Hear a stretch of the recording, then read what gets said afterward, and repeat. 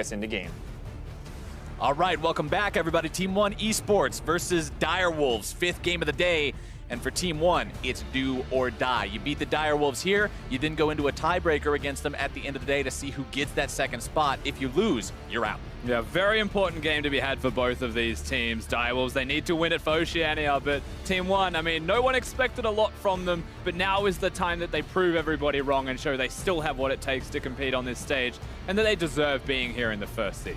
And one thing that I am going to be wondering about for this team, they had a rough game against Cloud9 to start this day off. Yeah. It was not a close match. It was not a match that the team would feel very good walking away from, but we've talked about teams losing mentalities, especially for the teams that have had a rough opening to play in stage here at Worlds 2017. And for Team oNe, you've got to be able to hunker down, put yourself in that right mental state, and be ready to go up against the Direwolves and potentially give yourself that last shot at redemption in the tiebreaker. So far, they picked themselves the Tristana. Direwolves responds with Jarvan and Varus. Yeah, absolutely. I mean, not be tilted is the fair way to come into this game. They brought in Marth, and you're like, maybe things have changed. Maybe the aggressive mid laners are not. No, they just lost very hard.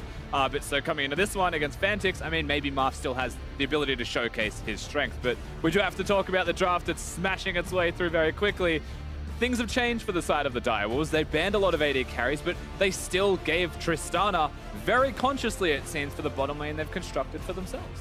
Yep, they're going to pick up that Tristana. Team oNe also with the Sejuani and the Braum. And we'll see Morgana drafted over to the side of the Direwolves as the last pick of the first half of this draft going into that second phase of the bans. Yeah, they picked their bottom lane in the first 3 picks. They've got the flex of the J4, so as far as I'm concerned, Direwolves, I mean, it's sound. We know the Morgana works. We saw a standout performance from Destiny last time against Team oNe eSports. So far, so good, you'd say, from them. On the side of Team oNe, the Tristana Braum, just a really good 2v2. Very sound, but very hard to stun someone against a Morgana, so it's more about the damage that they can put out. Going into this second part of the bans, Direwolves focusing on that split push win condition that Team oNe likes to utilize, taking the Shen off the table. You can see them also having got rid of that Olaf in the first part of the bans, keeping that one away from Forlan. Yeah, and the other one is the Mundo and the Trundle are the 2 big bans that you often see away from Vert through the top lane alongside that Shen, but they only have 1 ban space for one of them. And the question is, will they go for one at all? Because Chippy's big carry player may actually want a Mundo to be his opponent. Yeah, pick the Mundo and then you can deal with whatever you want to take into that. Maokai banned away by the Direwolves. Just not really as much of a split pusher with that one, but just a massive team fighter.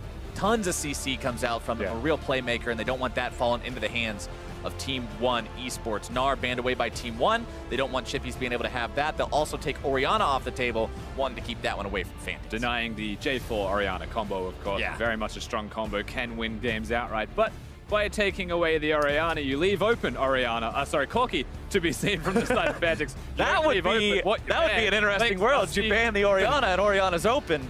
We'd have a bit of a problem in Champion Select, but with Corki locked in, that is a lot of magic damage coming in from range. Yeah, it certainly is. So they've got 2 big carries. They've got the Morgana, the J4 to round out the composition. Perhaps a jungler might be what we see from the side of the Direwolves. Something that's a little bit tankier or can help engage would be pretty strong. Well, it's going to be Cassiopeia on the side of Team oNe, taking that into the mid lane against the Corki.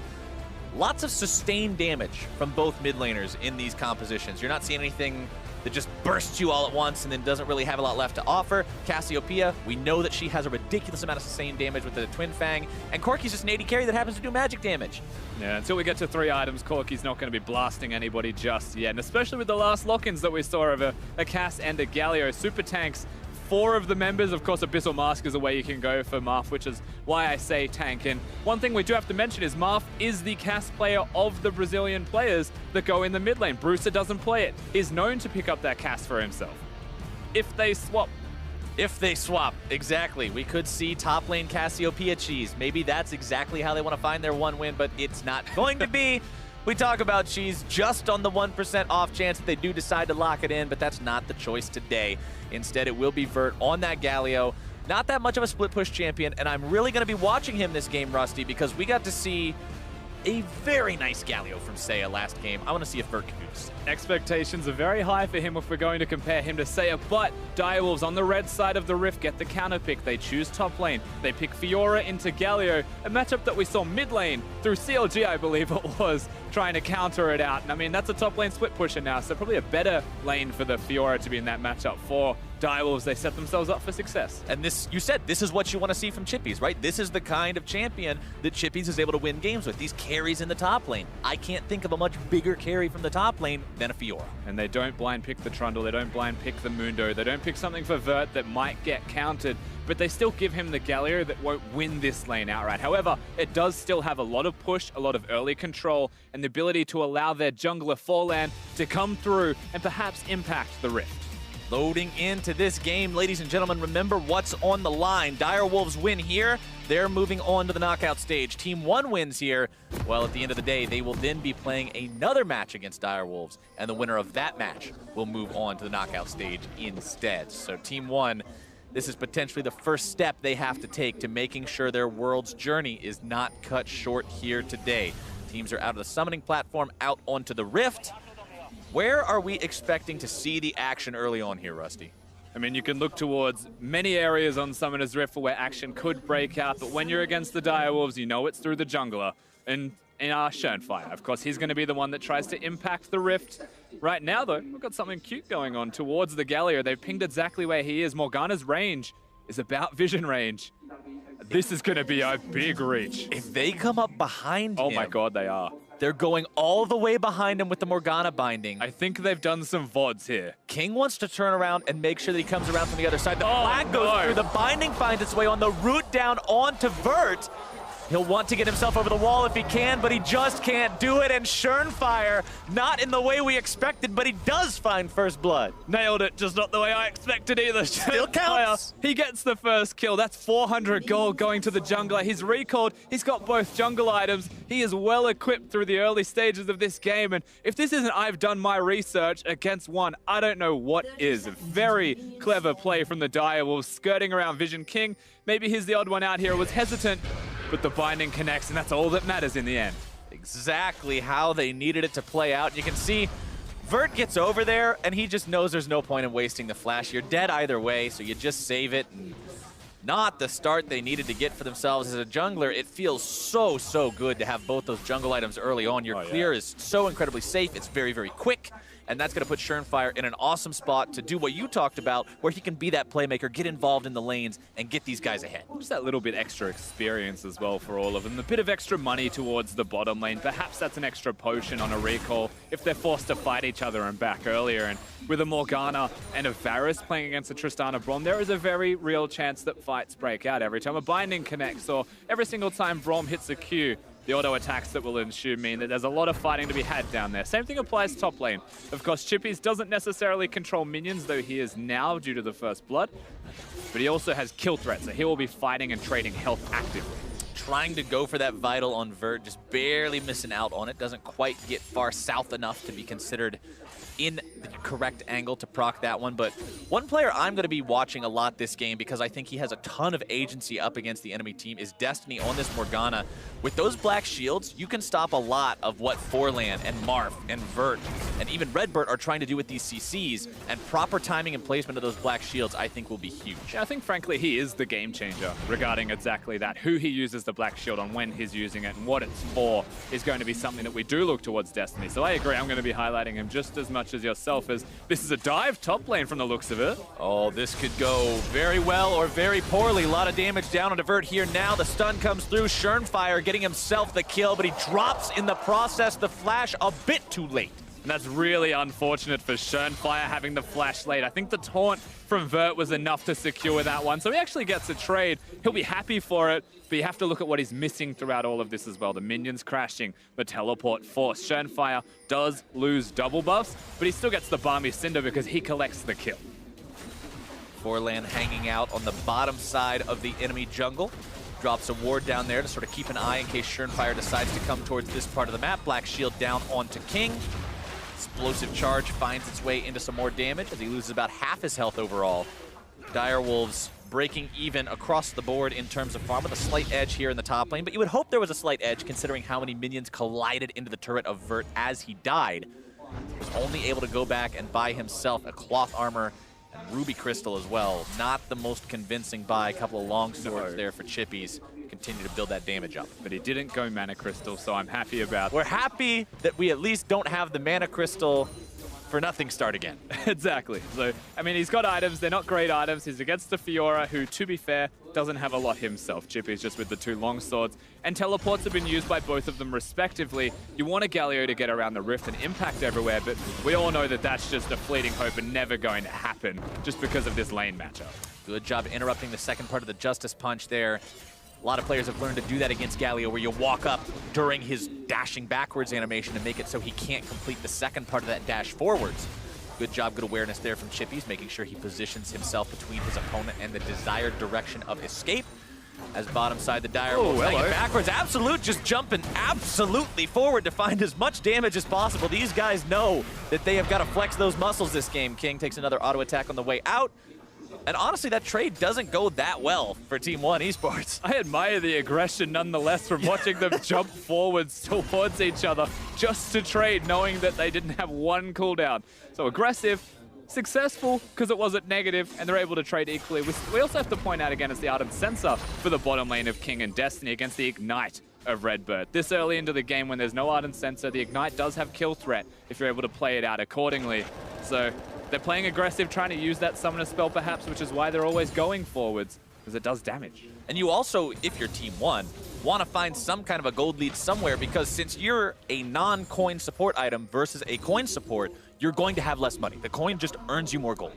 So as this game goes on, the support is going to be outclassed. Redbird is going to be outclassed by the economy of Destiny simply because of the choices that they've made.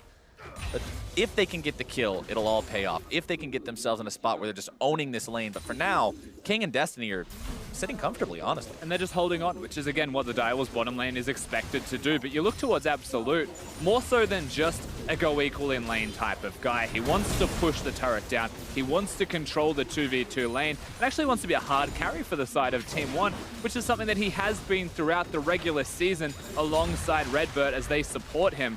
So far in the tournament, you haven't really seen the makings of that at all, but this is a good opportunity for him. He's got the Tristana, he's against a team that likes to play passively, just be a utility bottom lane. He can carry.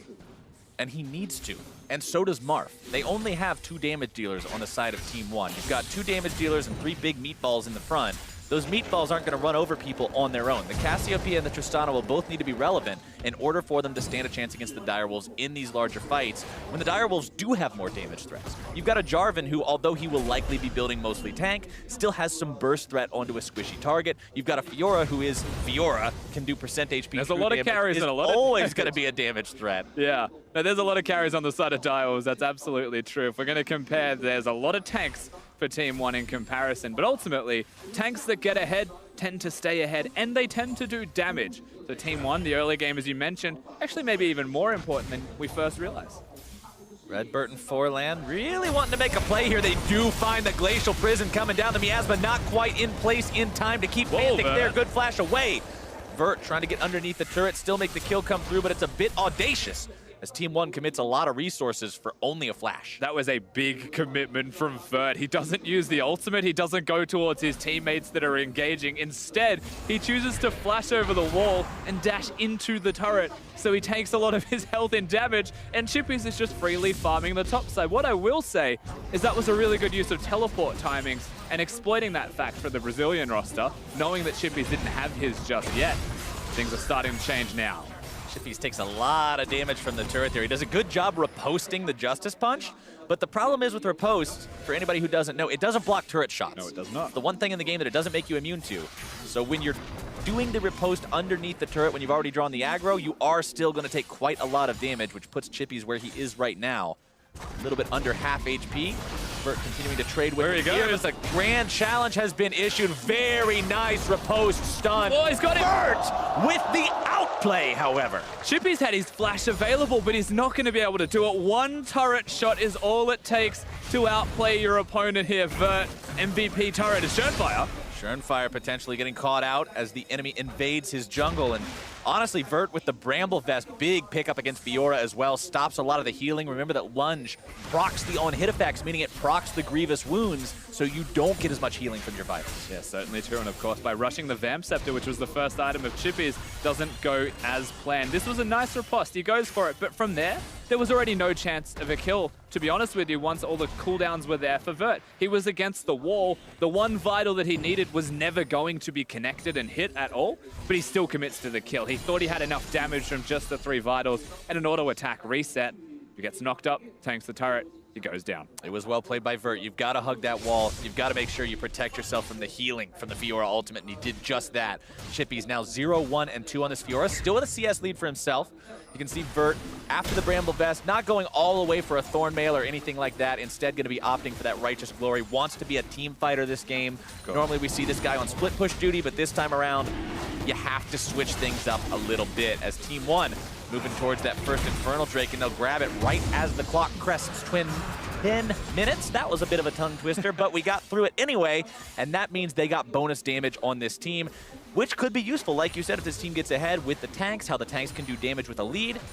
Could be the difference between getting the burst they need onto the value targets or not. Unfortunately, whilst they are doing well, getting kills, starting to match what the Direwolves have, they are by no means close to ahead, even just through the gold difference that has started to stretch out through CSing and laning. Oh no, Forlan taking a lot of damage if he sticks around.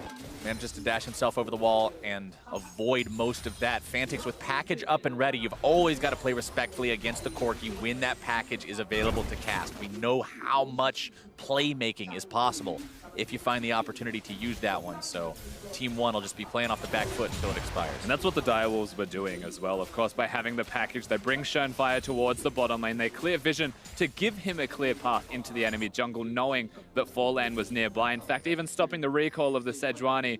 It's a good play. They're able to slow down any kind of tempo that one were looking towards. And now maybe moving towards the Rift Herald or something of the likes, as there's no Drake objective to be seen. Fantix continuing to farm himself up very effectively here in the mid lane. No.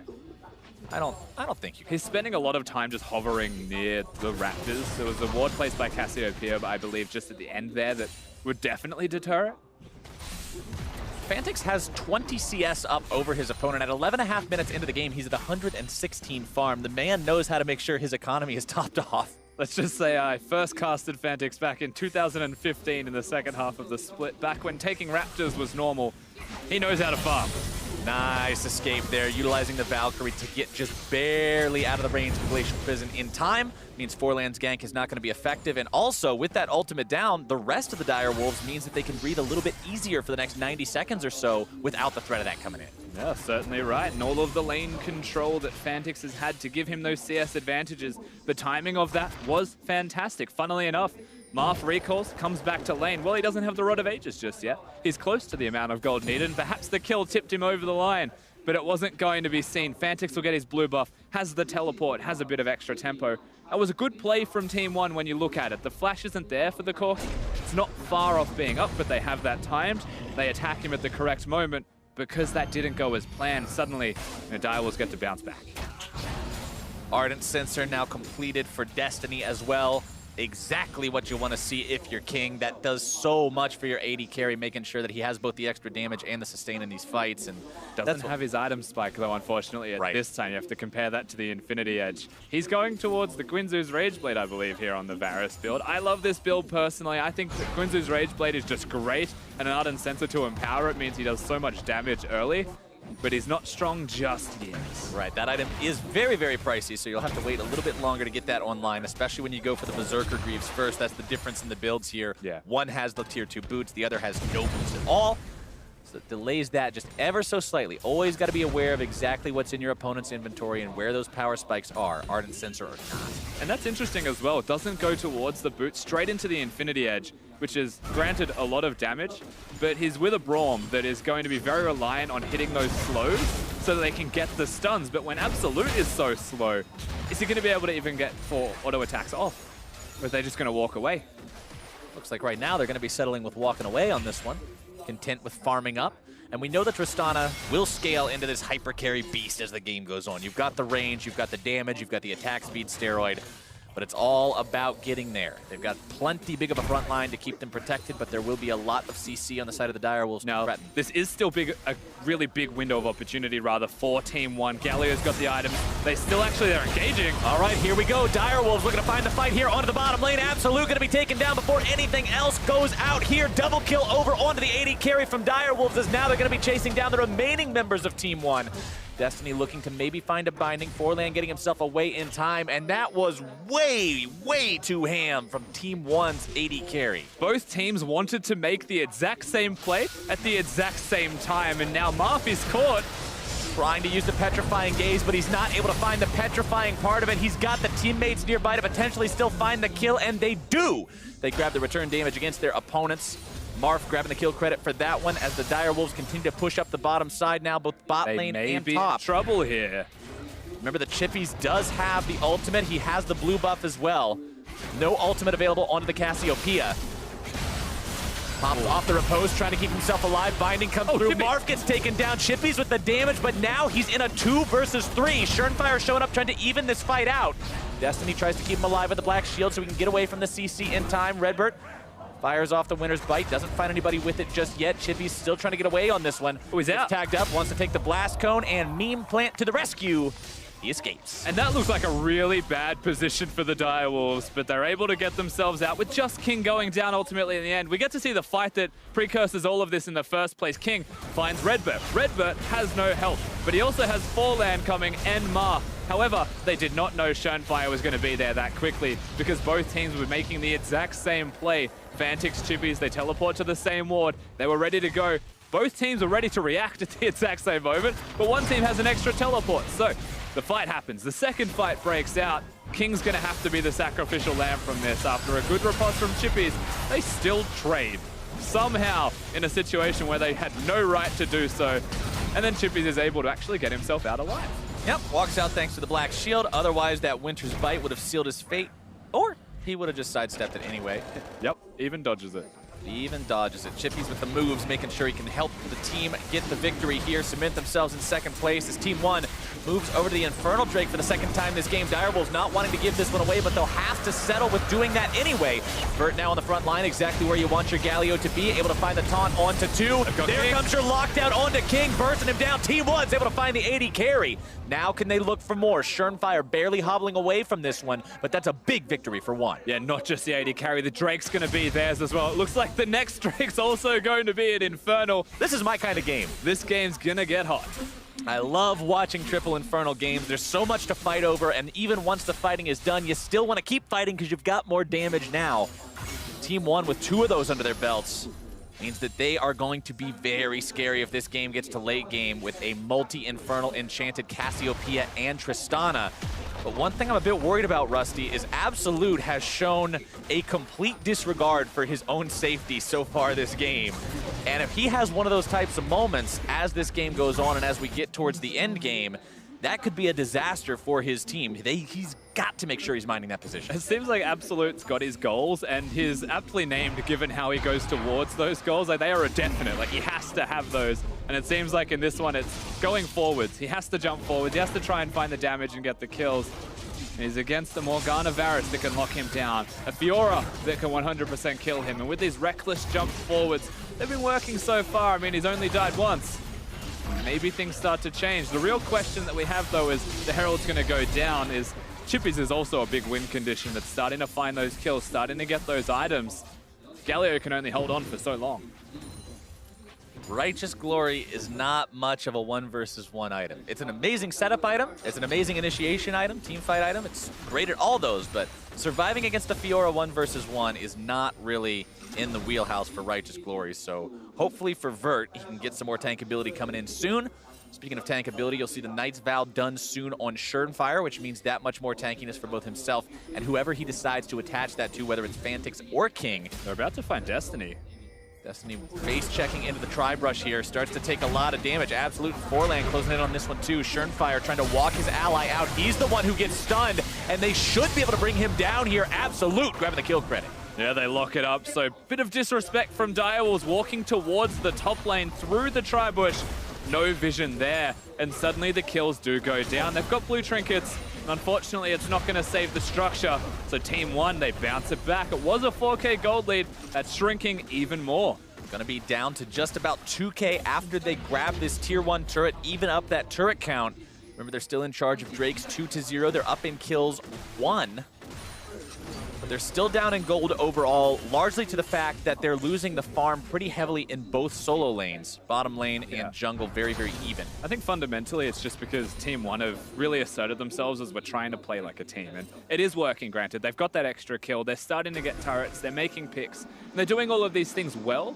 It's just that they're losing the laning as a result of it. They've got a Fiora counter in the top lane. That's probably a CS difference you would expect.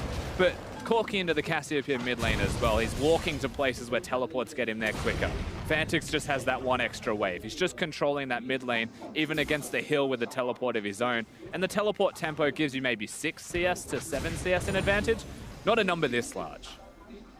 34,000 to 32,000 gold. Direwolves still with an edge, but we want to see patience from this team. We want to see the proper channels being moved through as they walk through their own parts of the jungle. We want to make sure that people aren't face-checking every time if we expect Direwolves to show up as a capable team on the international stage. You've got to show respect to your opponents and not give away the free kills like we saw them do up there in the top side.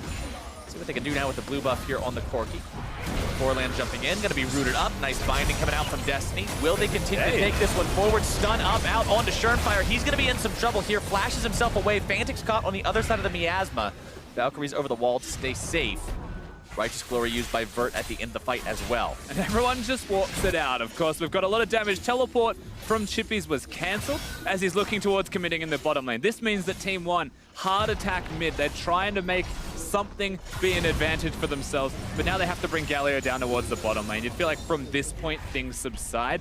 A good look, good eye-in of an opportunity, but with the amount of things that missed from the Brazilian roster, Direwolves were like, we'll take this opportunity and turn it around, and suddenly realize that maybe that wasn't the best idea after all, and it subsides.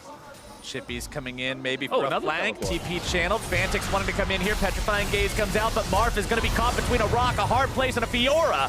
Goes down to Chippies. Marf grabbing the kill onto King in retaliation, though. It's 1 for 1, but the mid lane turret falls. Yeah, the turret's going to drop. They've got the package. They've got the ability to set up now for what is going to be the 3rd Infernal Drake of the game. Marf completely caught out of position, somewhere he may not have wanted to be. But you have to commend the Direwolves and how they caught him out of position. Firstly, Destiny using the Black Shield on Schernfire, who ults as the Cassiopeia ult. So no chance of locking him down. He's going to instead lock the Cass down. Herald was kind of just used.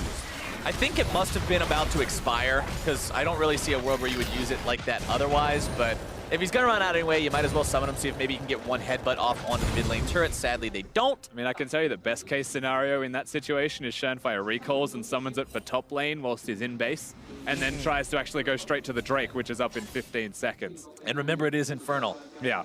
The saddest part about this is no more Infernal Drakes can spawn after this one, but for Direwolves, they need to be in position for this. They cannot afford to allow their opponents to have a 3-0 Infernal. Forland's in position. Forland may be able to steal this one away. Jumps over the wall into the pit. How's it going to go? Nope, it's secured by the Direwolves. Forland, the first casualty in the fight as well. Redbird wanted to go over the wall, uses the flash to do so. Direwolves, 7-7 in kills now. 1-2 in Infernal Drakes feels so much better than 3-0. And I respect that from Forland, but we're at 22 minutes in this game. Baron exists on the Rift, and the jungler has just thrown themselves into the pit to try and secure that 3rd Infernal Drake. If he got it, perhaps it was worth, but with this risk now going to exist, I don't know if that was worth it, because Direwolves, they've kicked it off. Jungler dead, support injured, and without ulti. Team 1 being forced to answer the Direwolves here now as Redbird gets himself out. Baron still at 3/4 HP, so the Direwolves not doing this one very quickly, losing a lot of health, honestly, onto both Schernfire and King. Winds of War come out from Bert, who's going to be dunked now by Schernfire. Already used the flash, not going to be able to get away from this one, except for the heroic exit that gets him to safety. And that's a big win from Team 1. They get the mid lane turret while they're going. He exits in the correct direction. No Baron to be seen. It was a big bait from the Direwolves. They never actually wanted the objective as Forland. He's stopping recalls, but I'm not sure if he wants that. Stopping weak recalls, just charging head first into the enemy team. Fantix Very low on mana here. Glacial Precision coming down, managed to find its way onto him. Black Shield to protect Fantix a little bit longer. Redbird wanted to jump in as well. Nice binding onto Absolute. King barely walking away from this one, but I don't know how much longer he will be. Redbird grabbing the kill. Christmas present of death from that winner's bite. And Chippies is going to get back to base. He does have the teleport, but now the Baron control in that area of the map comes back to Team One eSports, who will look to, I wouldn't say do it just yet, but control the river. And saying that, they've got 4 tanks. I can't constitute Fallen as one right now, but they have him. No, he's got about enough health to be maybe half a Tristana. He's a plastic tank. Yeah, Absolute. Going in onto Destiny, forces him to run away. He won't chase that one any further. Happy with the Morgana just popping the flash and nearly being dead. And now it's Team One's turn to start up the Baron. Direwolves did it earlier. They didn't do it correctly. This time it's Team One who want to try to find this major objective for themselves. We talked about the high DPS of both mid laners. Marv going to be taken very, very low. Fantix in a great position with that Black Shield to put a lot of damage into everybody on the Team One lineup. And their Baron attempt goes about as successfully as the Wolves did before. And we're doing the tango around the Baron pit right now. The Purple Worm seems to be the most enticing thing on Summoner's Rift, but it's also about the fights for the Baron. And right now, no one's winning those fights. So the Baron isn't free. In fact, he's doing too much damage. And so everyone just has to ease up that little bit more. And we're going to start to see a setup, you'd have to imagine, from this point onwards. There's no teleports for Direwolves. They have to control side lanes. We have to slow down. Baron is one of those things that can either carry the game and blow everything wide open for you, or it can just be a big purple throw machine. And so far, it's leaning more towards the latter. If everybody in this game can just take a second, take a deep breath, and reassess where they need to be, we might be able to see some more coherent Baron takes as it goes on. But for right now, both these teams just looking for some kind of a way to get themselves that lead. Direwolves still up about 3,000 gold. 25 minutes into the game. Down 1 kill, though. Turret's dead even. No tier 2s taken yet, but all tier 1s dead across the board. Surenfire in a little bit of danger here, but Black Shield keeping him away from the CC, and there's that agency we were talking about for Destiny. Being in the right place at the right time with the right shield means you can keep people alive. But now Chippies, the man in trouble. The CC coming down. The damage comes in from both Marf and Absolute. That Fiora is not getting away today. No, not at all. Of course, they're pushing the bottom lane at the same time. Direwolves, they've got more than one agenda here. But one with the pick, with the kill on the Chippies, of course they're going to start off this Baron. The question is, can they stop it? Chippies has, Fantix has teleport, but he's pushing. Fantix still pushing in that bottom lane, not using the TP yet. Now coming in, King throws the ulti into the pit. Baron is very low. Surenfire goes into the pit. It's secured by Absolute. And Surenfire ends up giving away his life for the try. Fantix now escaping from Vert, who utilizes his own TP to make it there to disrupt the Direwolves' attempt. Team One finally secures that Baron. And it all starts because they get the pick again. This is the 3rd pick we've seen revolving around the Baron area. This one's successful and well-timed. There's a lot of health still there for the One roster. And Chippies just out of position. Doesn't have the vision to be where he was. Walks through greedy pathing. One get the Baron, one pushing lanes. And they're starting to scale and snowball. Those 2 carries will be doing a lot of damage. Black Shield onto King so he can stay on the front line without worrying about the CC. Package delivery from Fantix. Valkyrie right back into the middle of 3 people. They grab the kill into Redbird, but they trade their mid laner for it. Now Absolute having to run away from Chippies, who has the grand challenge down, but he's going to be knocked away by the ulti. A double kill for Absolute. Absolute plays that fantastically. Even the riposte that was baited, Chippies thought he was going to ult him back to safety, but by wasting that again, the second mistake in 2 minutes for the Fiora, they don't get more kills for their troubles. Fantix, I think he was expecting a Black Shield, but it was already used. Yeah, it got used 4 seconds beforehand. Just a Valkyrie in. It was the Valkyrie after the package Valkyrie into the middle of the team. So, I mean, he pays what was going to be given to him. Big mistake. Not the most cautious use of the Corki W in that case, but they do manage to go 2 for 2 across the trade either way. And this game, Rusty, we were talking about 4,000 gold leads. We were talking about 3,000 gold leads and 2,000 gold leads, and we are down now to under a 1,000 gold lead. As the Direwolves may have found Absolute, a nice binding into the fog of war. The dunk comes through too, and they shut him down. And that is so big for them as well. Killing the Tristana, 40 seconds on the hyper carry of the side of One to be down. Direwolves look to regain some tempo, regain some momentum on Summoner's Rift, but ultimately they're against that Baroned up roster.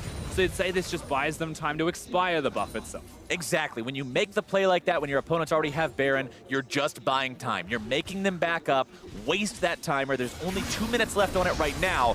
Vert continuing to push here in the top side with that buff. He's got Marth nearby just in case Chippies decides to get cheeky and try to force the fight onto him. Marth will be there for the backup. Yes, but so will all of the Direwolves roster as they're watching them walk around. Smart from Team 1, they'll back it up. Marth doesn't need to overexert himself. The Thornmail was also something sorely missing from Vert. He's now picked that one up. Of course, Bramble Vest is nice, but the healing reduction only lasts about a second. So trading in lane as far as you're concerned, if you're at outscale, just having a Bramble Vest. You need a full Thornmail to be able to keep up with him in any way, shape, or form. When you look at Chippy's item build, once again, comparing top laners, that's a meaningful effort towards out-sustaining and out-split pushing. And speaking of scaling and having the damage, look at the difference between these AD carries as Direwolves grabs themselves their second Drake of the game. Infinity Edge, Rapid Fire Cannon, Static Shiv, the crit multiplier, the 3-item power spike is now online for Absolute's Tristana. King, in the meantime, he's got the Rage Blade, he's got the Wit's End, he's got the Hurricane. Those items all synergize very well, but it's just not the same type of damage ceiling. Yeah, it's not going to be the same amount of damage, but of course having that Wit's End means that Fantix will be doing just that little bit more with his magic damage crits that start to come across, and he's getting close to that 3-item point himself. So, I mean, Direwolves, they're very different power points compared to that of Team 1. You are looking at a much more, let's say, standard composition with the 3 tanks in front of the 2 carries. Front-to-back team fighting is the name of the game for the Brazilian side. Direwolves have to be a bit more creative, you would have to imagine. Let's see how they deal with this situation now. Varus definitely attacks plenty fast once he has really that build, does. so that always feels really good, but what would feel even better is being able to win this game and punch their ticket to that knockout stage. Remember, that's what's on the line here for the Direwolves. If you win here, you don't have to play anymore. This gets you into the next stage and sends Team 1 home. For 1, if you win, you pretty much got to have a rematch right after. Black Shield blocks away the Glacial Prison, so they don't really find the setup they were looking for right there. Team 1, despite the fact that they are down slightly in gold, they're up in kills, and they're the ones with the momentum. They're the ones that have the Direwolves scared. Look at where the wards are. So many forward wards in enemy territory from Team 1 as Direwolves just cautiously walk around, always aware of what's in every bush. What's crazy is there's a lot of deep vision from the Direwolves to teleport towards if they want, but they've got a Fiora, so they're most likely not going to use them unless the package is there for Fantix. But you're correct, the vision from Team 1, you can see the 2 control wards yet to be cleared out. They will very shortly. Very well done. However, they're controlling the bottom side of the rift. There's no Elder, there's no Baron. You're really looking at this moment in the game. It's just a big lull. They want that next big objective to fight towards, and right now it looks like Fantix is the objective.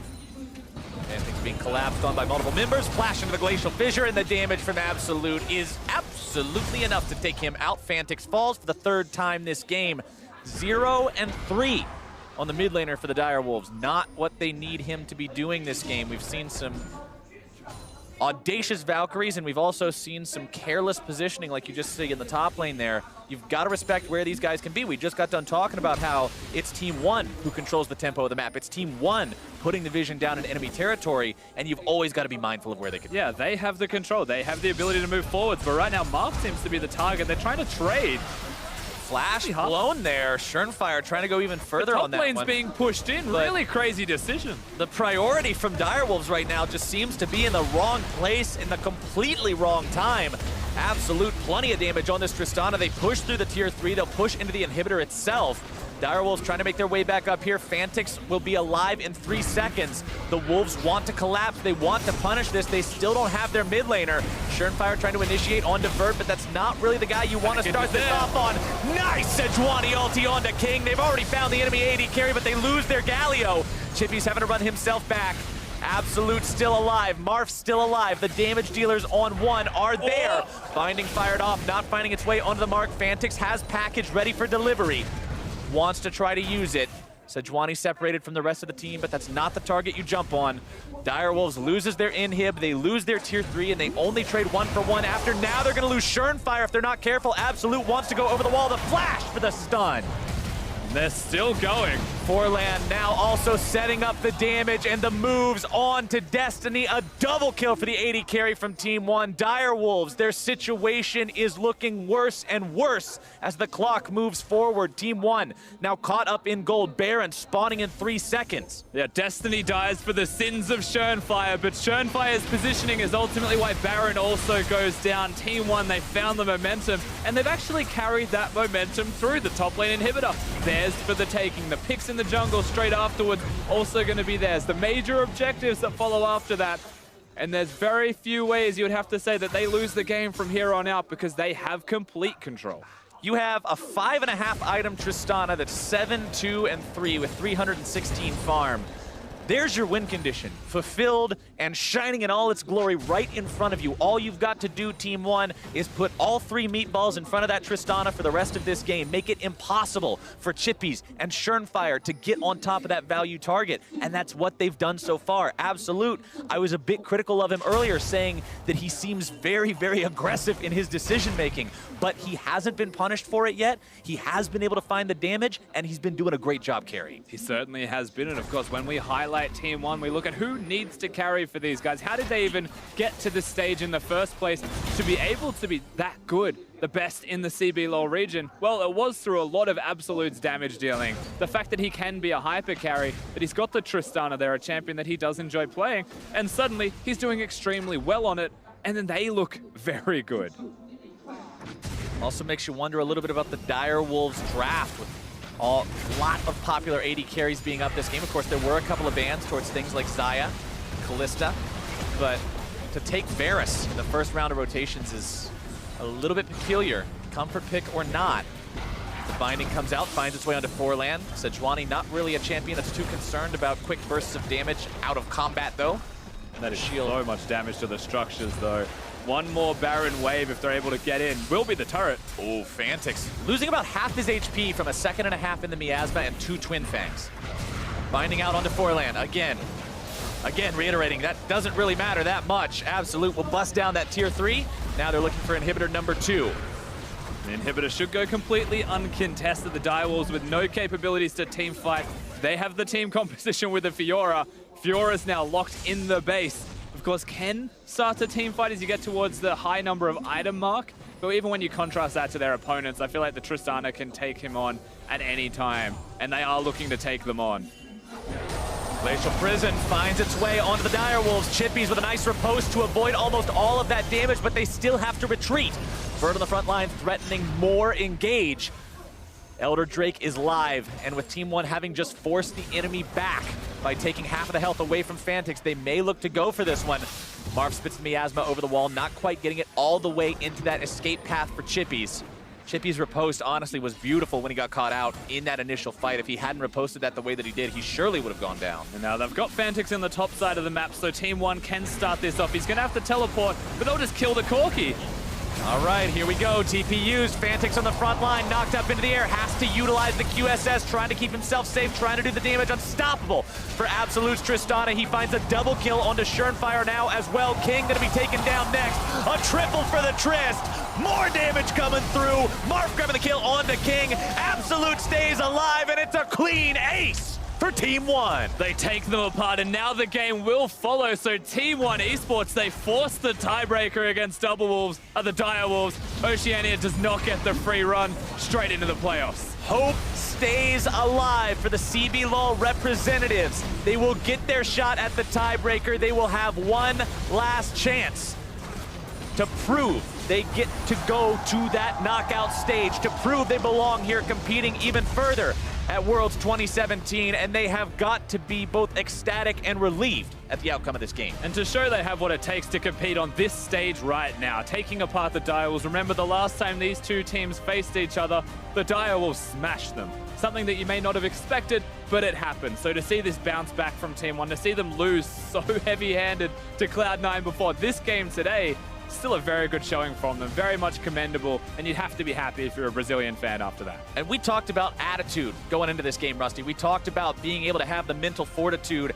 to lose 3 rough games like they had done going into this game and still go into it saying, look, we're not tilted, we're fine, we know what went wrong, this is what we're going to change, and here's how we're going to play, and it looks like they did it. They found the win against Direwolves, and this confidence boost alone should be good for them going into this final tiebreak. Yeah, you'd have to imagine the confidence actually gives them momentum for the next time they play against the Direwolves side. That is who they're going to be playing against, but from this game specifically, they play a tank in the top lane, they don't go for the split pusher, and they get the Tristana. So whether it's the draft from the Direwolves or we can complement the draft from Team One, I feel like they did play it very well. They played it exactly the way they needed to play it. They worked together well. They played their comp the way they needed to play it.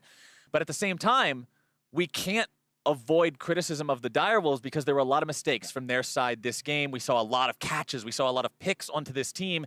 Fantix getting caught out. We saw Chippies get caught out multiple times. We saw Surenfire get caught out multiple times as the game went on. These guys have got to make sure they're ready for that tiebreaker game coming up. But to get their thoughts on how Team One forced the tiebreaker, let's send it over to the desk. Thank you very much, gentlemen. A very grindy game for both of these squads, but at the end of the day, Team One coming out on top. I want to talk a little bit about how they managed to pull this off, starting by looking a little bit at the compositions that they assembled, because Team One feels like they are starting to show a little bit more of themselves here. Yeah, it's still a lot of struggles early game, and when they played C9 a couple times, that means you get blown out. Here, they still take kind of a more team fight focused composition, a lot of scaling in it, and then they're actually able to get to that point in the game, so they're able to show some of their strengths, which they looked pretty good when they were finding pickoffs and able to actually fight late game from relatively even footing. It's also a lot of comfort picks, and the fact that now it's not just Bruiser, it's also Marth showing up in that mid lane. It's his Cassiopeia. Yeah, it started out rough a couple times. Maybe some of those Miasmas was not placed as perfectly, but grouped up in the 5v5. You saw, again, that team fighting strength of Team One. And ultimately, we saw a lot of what you talked about Direwolves' weaknesses come to fruition there. That once they got out of the laning phase, they looked a lot less coordinated. We can see what happens when they're not all on the same page as we look at our first replay, because ultimately, when people are getting picked off like this, it's pretty easy for Team One to just run right to that Baron. Yeah, I mean, Direwolves had a pretty sizable lead. They were up like 4K gold. A lot of that was in CS, so that's kind of non-refundable in some sense. They also had some map pressure, but then these picks started coming in one by one, and eventually, you know, we saw that One was struggling around Baron when it was 5v5, but as soon as you kill somebody, it becomes much easier to kind of force around this objective. Yeah, and really, it was always going to be Direwolves on the clock as well. It doesn't help to have the picks taken away, but it was also double Infernal for Team One. So eventually, as this game goes later and later, it's not just the hyperscaling of the Cassiopeia and Tristana, but it's waiting for that double Infernal to make bank later on. Yeah, it was a big part of like why they were able to kind of catch up despite being down gold for a lot of this game, was that they had that double Infernal Dragon with that Cassio. So you knew late game, even if you're still down 3 or 4K gold, you'll always be relevant. And to be fair, the Cassio did feel like a little bit of a struggle for a lot of the game. There were a few really good moments, but I think we have to praise Absolute on the Tristana. Redbird as well on the bottom side of the map. The Braum, the aggressive use of Braum ultimate, very slow moving skill shot to hit, but these guys did play very well and were the source of a lot of those picks. Yeah, I think Absolute had a great game. It was a good breakout performance for him because he had kind of been a non-factor in a lot of their losses, where he kind of felt like he was just there as their mid lane got blown up or their top lane got taken apart, these kinds of issues that they were having in their previous games, and he never was really given a chance to shine. And then here, late game, once he finally reaches it, he takes off. And again, it's just the emphasis of now we have blueprints for both these teams and how they find success, which is so important because they will be looking down the barrel at the tiebreaker. Direwolves, again, elongated lane phase, play around Surenfire, allow them to get that gold lead, and hopefully it's enough to bypass maybe some of their very questionable team fighting calls. On the other side, Team One, get out of lane phase, get into those big 5v5s, and allow your Tristana in Absolute to just start Goomba stopping everywhere. And to a certain degree, we have to think about momentum, right? Because Direwolves are coming off of a very close, very tight loss. Fantix's face? Yeah, Fantix looked pretty, that was a pretty rough expression, right? Head in his hands. But Team One on the other side, they have to be feeling good, right? There's so much pressure on them already in the eyes of Brazilian fans to perform, and they went from no chance to suddenly tiebreaker to make it in as the second seed. Yeah, this would be a huge turnaround for them because I think a lot of people were starting to count them out. They probably have, you know, their own region, maybe a little upset at their performance. And then if out of nowhere they're able to force this tiebreaker, they stay ahead in the tiebreaker, and then all of a sudden they're playing in a best of 5. That would be huge for them, and being able to, you know, hold their heads high based off their performance at this tournament. And in the same breath, there is always going to be that tiny voice in the back of every Oceanic team, of every Oceanic fan, just before the finish line, it's time to fall flat. Yeah, it tends to happen with this team, and I mean, they do have one game to compose themselves here, so even though you saw Fantix looking very depressed, he has a moment. And then, of course, when we look one last look at that final fight, we can see when Team One are in their comfort zone, when they do have that lead, they can be very dominant, and they definitely proved it here. Yeah, and the big person, of course, to keep your eye on is Absolute going to go run through this fight, almost get a pentakill again here after the last game we saw one as well, but Marth is going to step in there and take that one away. And you just see how important it is to have a monster team fighter like Tristana who can kind of have a bit of agency in these team fights as well. And again, just his confidence and the fact that he had that entire play mapped out from the beginning. You could see in his eyes, he saw the pentakill. Yeah, he wanted it. Unfortunately, Marf was able to. Oh, and this. That's a painful graph. This gold graph, that is. That's the finish line right there. Yeah, you can see they trip right about the 28-minute mark. It's weird. It's like almost like we had a replay to kind of talk about that. Yeah. And now as we move forward, right, it's going to be interesting to see once again how both teams compose themselves. And I think, as you said, the Oceanic players, they have to be worried because we've seen this before. We've seen the team fall apart when they get that close. We've seen kind of these issues appear. And now, of course, we do have one game before that, right? They have maybe an hour or less, depending on how quick these games go, to compose themselves, but it does feel like a rough road for Direwolves. And there's just so much pressure. And again, the Direwolves don't lose often. They don't have a lot of experience playing from behind. They don't have a lot of experience losing, and they don't have a lot of experience on the international stage. It's really only been MSI and Rift Rivals. Otherwise, this is kind of new waters testing themselves and trying to group up and go the distance for Oceania. I'm just excited for another chapter in the Oceanic versus Brazil rivalry that always seems to come out of nowhere. It's once again, 2-5 now? Yeah, if you're not paying attention, you don't see it. But once again, another huge rivalry game coming up between these guys. They're potentially going to stop Direwolves from getting out of this group. And not just a rivalry game like it was yesterday, not like a rivalry game when we come in here. This is a very high stakes rivalry game. This is ultimately a do or die matchup between these teams. But of course, after the break, Gambit eSports, they're going to get their last chance to pick up a win on the world stage. Their game versus Team WE is up next, so we'll see you there.